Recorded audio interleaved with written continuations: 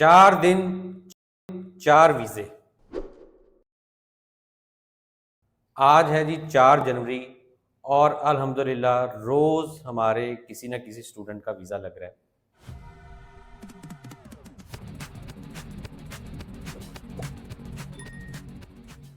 یہ پہلا دن ہے جی 1 جنوری کو ہمارا ایک نعمان الیاس باجوہ ہیں، ان کا ویزا ہے 1 جنوری کو آیا ہے. اس کے بعد آ جاتے ہیں جی 2 جنوری پہ ان کا ہے جی علی ارتضیٰ صاحب ہیں، ان کا ایک ویزا آیا ہے. اس کے بعد آ جاتا ہے Day 3 پہ، یہ اسلام آباد سے ایک اسٹوڈنٹ ہے، انہوں نے نام لینے سے منع کیا ہے اور تصویر بھی انہوں نے کہا جی میری بلر کر دیں، تو ہم نے اس کو تصویر بلر کر دی ہے، نام بھی ابھی نہیں بتا رہے. تو لیکن یہ اٹلی کا ان کا 3rd ڈے پہ ان کو ویزا ملا.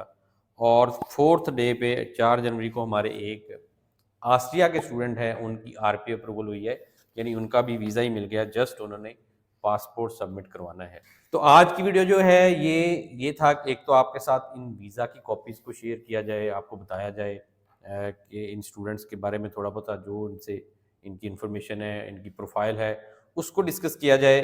اور جو ہے ہم نے 2024 میں ایسا کیا کیا کہ ان کو جو ہے ویزا کی سکسیس ہمارے نومبر میں بھی ٹھیک ٹھاک الحمدللہ ویزا آئے ہیں، دسمبر میں بھی آئے ہیں، اور یہ اب جنوری جیسے ہی سٹارٹ ہوا ہے روز ایک ویزا آتا جا رہا ہے. تو ایسے ہمارے کیا سٹیپس تھے جن کی وجہ سے یہ ہمیں اور ہمارے اسٹوڈنٹس کو یہ سکسیس ملی ہے. اور اس کے علاوہ ہم 2025 میں ایسا کیا کر رہے ہیں جن کی وجہ سے ہمیں امید ہے کہ انشاءاللہ اس سے بھی زیادہ اچھی سکسیس ملے گی. اور کچھ ایسی باتیں بھی بتاؤں گا کہ سارے جو اسٹوڈنٹس ہیں جو کہ اپلائی کرتے ہیں، نو ڈاؤٹ بہت سارے اسٹوڈنٹ اپلائی کرتے ہیں، سارے تو ہمارے تھرو اپلائی نہیں کر رہے، لیکن ان کو بھی کچھ گائیڈ کروں گا تاکہ اگر وہ خود سے اپلائی کر رہے ہیں تو ان کو کیا چیزیں دھیان میں رکھنی ہے تاکہ ان کو بھی سکسیس ملے. تو یہ ویڈیو آج جو ہے اس ساری ڈیٹیل کو ڈسکس کریں گے. ویڈیو کو سٹارٹ کرنے سے پہلے اگر آپ نے ہمارا چینل سبسکرائب نہیں کیا تو وہ بھی کر لیں تاکہ آنے والے دنوں میں جو بھی اسٹڈی کے اوپر باقی چیزوں کے اوپر ویڈیوز آتی ہیں وہ آپ کو ٹائم سے ملتی رہیں. اور اگر آپ بھی انٹرسٹڈ ہیں تو آپ ہمارے ساتھ رابطہ کر کے اپلائی کر سکتے ہیں. اچھا جی سٹارٹ کرتے ہیں. بات کرتے ہیں کہ سب سے پہلے ہم نے اسٹوڈنٹس کو کس طرح سے لے کے چلے ہیں 2024 میں. 2024 میں ہم نے جو ہے جب یہ جیسے ہی اٹلی کا جو ہے سیشن سٹارٹ ہوا تھا، اس میں ہم نے سب سے پہلے اسٹوڈنٹس کو کوشش کی کہ ہر اسٹوڈنٹ کو پروگرام سلیکشن اس کی جو پریویس اسٹڈیز ہے اس کے اکارڈنگ کروائیں. ہمارے پاس الحمدللہ تقریباً 25 سے 30 یونیورسٹیز ہیں اور ان کی پروگرام سلیکشن ہے، اور اس کو پھر ہم نے ڈیوائڈ کیا کہ اس طرح سے جو ہے پروگرام سلیکشن پراپر ہونی چاہیے تاکہ اسٹوڈنٹ جو ہے وہ پہلی اسٹیج پہ ہی ریفیوز نہ ہو جائے، یعنی اگر اس نے اپلائی کیا ہے اور اس کا پروگرام ہی میچ نہیں کرتا تو اس کی ریفیوزل آ جائے یا اس کو یونیورسٹی سے ایکسیپٹنس ہی نہ ملے. تو ہم نے پروگرام سلیکشن کے اوپر بہت زیادہ فوکس رکھا، اپنی ٹیم کو پراپرلی گائیڈ کیا، میکسیمم یونیورسٹیز کو ہم نے سلیکشن کی تاکہ ہر طرح کا اسٹوڈنٹ جو ہے وہ کیٹر ہو جائے، چاہے وہ بیچلر کر کے آ رہا ہے، ماسٹر ڈگری اس نے کی ہوئی ہے، یا اس نے انٹر کر کے اپلائی کر رہا ہے. تو اور اس کے علاوہ اس کے مارکس جو ہے نا اس کے اکارڈنگ ہم نے میکسیمم سے میکسیمم کوشش کی کہ اچھی یونیورسٹیز اچھے پروگرام اور جو میچ کرتے ہوں وہی پروگرام ان کی سلیکشن کروائی جائے. نیکسٹ جو ہم لے کے گئے ہیں اس کے بعد ہم نے کوشش کی ہے کہ پری انرولمنٹ جو ہے جیسے ہی اسٹوڈنٹ کی ایکسیپٹنس آئے اس کی پری انرولمنٹ جو ہے اس کو فاسٹ سے فاسٹ کیا جائے، تیز سے تیز کیا جائے. میں نے لاسٹ ایک ویڈیو میں بات کی تھی کہ ہم نے ایک ہمارے اسٹوڈنٹ جس نے شرجیل جس کا ویزا لگا تھا، اس نے مارچ میں ہی اپنی پری انرولمنٹ کروا لی تھی. تو اس ویڈیو کے بعد کسی ایک اسٹوڈنٹ کا کمنٹ آیا کہ جی مارچ میں تو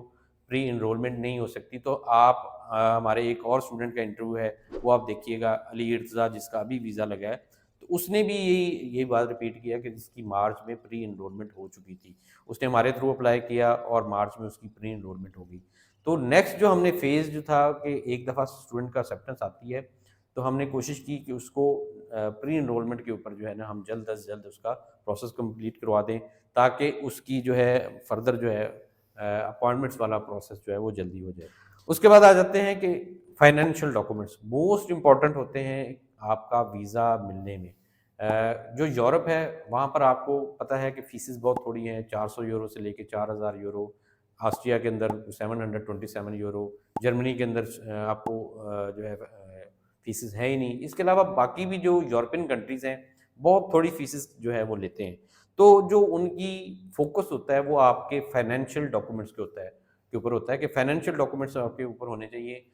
فیس تو آلریڈی یونیورسٹی نہیں لے رہی, اب وہاں پر جا کر یہ نہ ہو کہ آپ اس ملک کے اوپر ٹوٹل برڈن بن جائیں, ارننگ بھی آپ کی وہاں سے ہونی چاہیے. تو اس لیے وہ کوشش کرتے ہیں کہ فائنینشیل ڈاکومنٹس ہونے چاہیے, اسٹوڈنٹ اس قابل ہو کہ جب وہ وہاں پر آئے تو خود سے ہی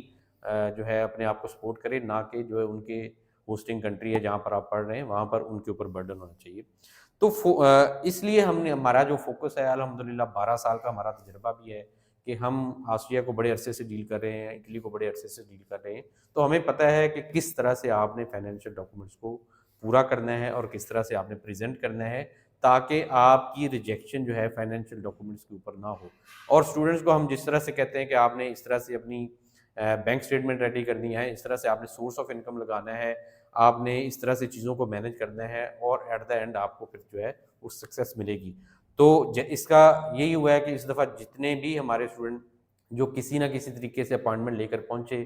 انہوں نے جب اپنا کیس پریزنٹ کیا ایمبیسی میں 100% ان کو ویزا ملا ہے. اور یہ سارا کیا ہے کہ جیسے جب ایکسیپٹنس آ گیا ہوا ہے, پری انرولمنٹ ہو گئی ہے, اب اس کے بعد کیا ہوتا ہے, ریفیوجل جو ہوتی ہے وہ آپ کو فائنینشیل ڈاکومنٹس کے اوپر ہوتی ہے. اگر آپ ان کو صحیح طرح سے پریزنٹ کریں تو اس کے اوپر آپ کی ریفیوجل نہیں ہو سکتی. تو الحمدللہ ہم نے پوری کوشش کی کہ ہم فائنینشیل ڈاکومنٹس کے اندر جتنا بھی ہمارا ایکسپیرینس ہے اس کا وہ اپنے اسٹوڈنٹ کے اوپر لگائیں اور اس کو سکسیس ملے, اور ہم نے اس کے اندر جو ہے فائنینشیل ڈاکومنٹس ان کو پورے کر کے دیے. یہاں پر ایک میں ذکر کرنا چاہتا ہوں کہ لاسٹ ویک میں بھی ایک ویڈیو کی تھی جس کے اندر میں نے بتایا تھا کہ ہمارے ایک اسٹوڈنٹ کا ویزا ریفیوز ہو گیا کیونکہ اس نے اپنے گرینڈ پیرنٹ کی, جو اپنے دادا کی جو ہے نا, اس کو اسپانسر شو کیا ہوا تھا, اور پری ریفیوجل آئی تو ہم نے اس کو بھی ٹھیک کیا, اور اس کے اوپر اس کے بعد اس کو بھی ویزا مل گیا, اور اس کی بھی ہم نے اس کو ٹھیک کر دیا. تو یہ ساری چیزیں فائنینشیل ڈاکومنٹس کی پریپریشن یہ آپ کو ایکسپیرینس سے آتی ہے, یہ کسی ویب سائٹ پہ کسی اور جگہ پہ نہیں ہوتی. یہ بیسیکلی ایکسپیرینس کے ساتھ پتہ چلتا ہے کہ کون سا ڈاکومنٹ ایمبیسی ایکسیپٹ کرے گی اور اس کے اوپر ویزا دے گی, اور کون سا جو ہے وہ ویک ڈاکومنٹ ہوگا ریفیوز کر دے گی. تو یہ ساری چیزیں ایکسپیرینس سے آتی ہیں. نیکسٹ جو ہم نے اپنے اسٹوڈنٹ کے لیے کوشش کی وہ کیا کور لیٹر. کور لیٹر بہت امپورٹنٹ ڈاکومنٹ رہتا ہے, مطلب آپ کا گیپ ہے تو وہ کیسے آپ کور کرو گے, وہ آپ اپنے کور لیٹر کے اندر ان کے ایکسپلین کرو گے کہ آپ کا یہ گیپ کیوں ہے اور اس کے اندر آپ کیا کیا کرتے رہے. تو یہ چیزیں ہم جو ہے کور لیٹر کے اندر جو ہے اس کو کور کرتے رہے. اس کے علاوہ موسٹلی ہوتا ہے کہ جی اسٹوڈنٹس, ایک ہمارے یہ اسٹوڈنٹ ہیں نعمان الیاس باجوہ, انہوں نے آلریڈی ماسٹر کیا ہوا تھا, ایم فل کیا ہوا تھا, تو ہم نے ان کو نیکسٹ ٹائم ابھی بھی ان کا ماسٹر بیس پہ ان کا ویزا لگا ہے اٹلی میں. تو ان کو ہم نے جب موسٹلی بات ہوتی ہے کہ یہ ویزا کی کاپی بھی میں آپ کو دکھا دیتا ہوں. ہاں جی, یہ اسلام آباد سے ہیں نعمان الیاس باجوہ, ان کی ویزا کی کاپی ہے, اسکرین پہ آپ کو شو بھی ہو جائے گی. ان کو ہم جو ہے ہم نے اس طرح سے گائیڈ کیا کیونکہ مارکیٹ کے اندر متھ پائی جاتی ہے کہ اگر آپ نے آلریڈی ماسٹر کیا ہوا ہے تو آپ کو ویزا نہیں ملے گا, آپ کو ویزا ریفیوز کر دیا جائے گا, کیونکہ آپ آلریڈی پڑھ چکے ہیں تو دین آپ کو کیا ضرورت ہے کہ آپ فردر جو ہے ماسٹر ڈگری کرنا چاہتے ہیں. لیکن ہم نے اس کو اس طرح سے کور کیا کور لیٹر کے اندر کہ یہ ان کو ویزا ملا ہے اور الحمدللہ آج یہ اٹلی میں سیکنڈ ماسٹر کرنے جا رہے ہیں. تو یہ ساری چیزیں آپ کی کور لیٹر کے اندر آتی ہیں. کور لیٹر بنانے کے لیے ہمارے باسط صاحب ہیں جو کہ آئلٹس کی کلاسز بھی لیتے ہیں, وہ اس کو پراپرلی تھارولی جو ہے چیک کرتے ہیں, ساری اسٹوری کو دیکھتے ہیں کہ کس طرح سے اسٹوڈنٹ کے جو ہے چیزیں وہ پراپرلی کور ہو رہی ہیں تاکہ ایمبیسی اس کے اوپر ریفیوجل نہ ہو. الحمدللہ ان کا 4 سے 5 سال کا اس چیز کا ایکسپیرینس ہو چکا ہوا ہے کہ کس طرح سے کور لیٹر کو تیار کرنا ہے. اور ہمارے جو کینیڈا کے ویزے, آسٹریا کے ویزے اور یہ اٹلی کے ویزا لگ رہے ہیں, یہ ان کا سارے کا کور لیٹر جو ہے ہمارے باسط صاحب تیار کرتے ہیں, اور اس کے بعد الحمدللہ ہماری سکسیس ریٹ بھی بہت اچھی آ رہی ہے. اب آتے ہیں جی نیکسٹ جو پوائنٹ ہے وہ ہے اپوائنٹمنٹس. اس کو کیسے ہم نے ہینڈل کیا. دیکھیں اپوائنٹمنٹس کے اوپر بہت زیادہ مسئلہ ہے, رش ہونے کی وجہ سے, سسٹم چینج ہونے کی وجہ سے, اور باقی ساری وجوہات کی وجہ سے اپوائنٹمنٹس کا بہت زیادہ مسئلہ رہتا ہے. اور یہ صرف اٹلی میں نہیں ہے, اس وقت جو ہے آسٹریا کے اندر بھی اپوائنٹمنٹ کا تھوڑا سا ڈیلے آتا جا رہا ہے, جرمنی کے اندر بہت ہے, سویڈن پرتگال کے اندر ہے, اور باقی سارے یورپین کنٹریز کے اندر اپوائنٹمنٹ کا ایشو ہے. لیکن ہم بھی اس کو کس طرح سے ہینڈل کرتے ہیں, ہم اسٹوڈنٹس کو ایک تو کوشش کرتے ہیں کہ ان کا پروسیس جو ہے فاسٹ کر کے ان کو جلدی ہی اپوائنٹمنٹ کی پائپ لائن میں لگا لیں تاکہ ان کو جب رش نہیں ہوگا ان کو اپوائنٹمنٹ مل جائے. جن کو آرگینکلی نہیں ملتی وہ کیا کرتے ہیں, ان کو بھی ہم ایسے ریفرنس ضرور ان کے سامنے رکھتے ہیں جس کے اندر وہ خود سے جو ہے چیزوں کو مینیج کر لیں, یا وہ جو ہے ان سے اپوائنٹمنٹ والا مسئلہ جو ہے وہ اینڈ پہ سالو کر لیں. اور یہ سارے اسٹوڈنٹ نے جن کا ویزا لگے ہیں انہوں نے اس مسئلے کو سالو کیا ہے کسی نہ کسی طریقے سے, آرگینیکلی یا ویسے جو ہے, اور ایٹ دا اینڈ انہوں نے اپنا ایمبیسی میں کیس سبمٹ کروایا اور ان کو ویزا ملا ہے. تو ہم نے اس چیز کو ذہن میں رکھتے ہیں اور اسٹوڈنٹس کو اپڈیٹ بھی کرتے رہتے ہیں, اور اس کے اندر جو ہیلپ ہو سکے ان کو گائیڈ کر کے ان کو ہیلپ وہ پرووائڈ کرنے کی کوشش کرتے ہیں. تو ان ساری چیزوں کو ملا کر ہم نے جب ایک مطلب کیا ہے تو اس کے بعد ہمارے اسٹوڈنٹس کو الحمدللہ 2024 میں سکسیس ملی ہے, ویزا ملے ہیں اور ابھی تک ملتے جا رہے ہیں. بہت بہت مبارکباد ہے ان اسٹوڈنٹ کے لیے بھی, انہوں نے ایفرٹ دی, ٹائم دیا, ہمارے ساتھ جو ہے نا جڑے رہے اور ان کو بھی سکسیس ملی, اور ہم بھی آج یہ کہنے والے بنے ہیں کہ جی یہ ہم نے, یہ ہماری سکسیس ہے, یہ ہماری سکسیس اسٹوریز ہے. اب آتے ہیں کہ 2025 میں کیا کیا جائے اور اس کے علاوہ جو ہے فردر کیا کر سکتے ہیں, اور وہ اسٹوڈنٹ جو کہ خود سے بھی اپلائی کر رہے ہیں یا کسی اور سے اپلائی کر رہے ہیں ان کو کیا کرنا ہے. سارے تو ہمارے تھرو اپلائی نہیں کر رہے, بہت سارے اسٹوڈنٹ خود سے بھی اپلائی کر رہے ہوتے ہیں, تو انہوں نے ایسا کیا کرنا ہے کہ ان کو بھی اسی طرح سے سکسیس ملے. ایک تو یہ بھائی میرے بھائی, ہم تو اپنے اسٹوڈنٹس کو ہم نے نومبر میں ہی اسٹارٹ کروا دیا تھا, اور اب دیکھیں دسمبر 2024 میں ہی ہمارے اسٹوڈنٹس کو ایکسیپٹنس آنے شروع ہو گئے ہیں یونیورسٹیز کی طرف سے. اور یہ دیکھیں یہ یونیورسٹی کی طرف سے ایکسیپٹنس ہے اور یہ دوسری ہے, ابھی میں آپ کو صرف 2 ہی دکھا رہا ہوں. ملٹیپل اسٹوڈنٹس کو ہمارے ایکسیپٹنس آ چکے ہیں, یعنی دسمبر 2024 میں ہی ایکسیپٹنس ریسیو ہو چکے ہیں, جو کہ ابھی نیکسٹ سیشن ہے 2025 سیشن اس کے لیے. تو اس کے بعد تو ہم نے مطلب ایک تو ہم نے کوشش کی کہ as soon as possible students کا اپلائی کروایا جائے تاکہ ان کو ایکسیپٹنس جو ہے وہ جلد از جلد آ جائے, اور ابھی تک آ رہے ہیں. پہلی انٹیک میں جن جن یونیورسٹیز میں اوپن ہوگی ان کو اوپن مل چکے ہیں. اس کے بعد ہم آگے کوشش کریں گے کہ ان کا پری انرولمنٹ والا پروسیس مارچ سے تک جو ہے ان کا کمپلیٹ ہو جائے, اور پھر ان کو اپوائنٹمنٹ کی لائن میں جلد از جلد لگا دیں تاکہ ان کو اپوائنٹمنٹ آرگینکلی مل جائے, نہ کہ ان کو جو ہے وہ ایجنٹ مافیا کے ہاتھوں چڑھنا پڑے اور وہاں پر جو ہے ایکسٹرا پیسے دینے پڑے. یہ ایک ہماری کوشش ہوگی. اس کے بعد ہم کوشش کریں گے کہ ان کے فائنینشیل ڈاکومنٹس کے اوپر فوکس رکھیں, اور